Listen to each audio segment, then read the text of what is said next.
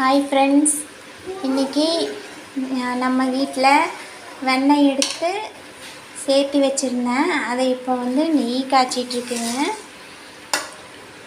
பாருங்கள்,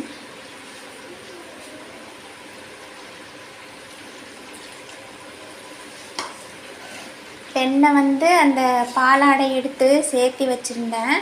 அதை மிக்சியில் போட்டு அடிச்சுட்டு அது கொஞ்சம் சேர்ந்ததுக்கப்புறமா இப்போ வடை சட்டியில் போட்டு நெய் காய்ச்சிட்ருக்கேங்க.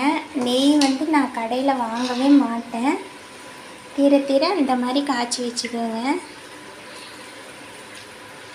யாருக்கெல்லாம் நெய் பிடிக்கும் எனக்கு ஒரு லைக் போடுங்க, சப்ஸ்கிரைப் பண்ணுங்கள்.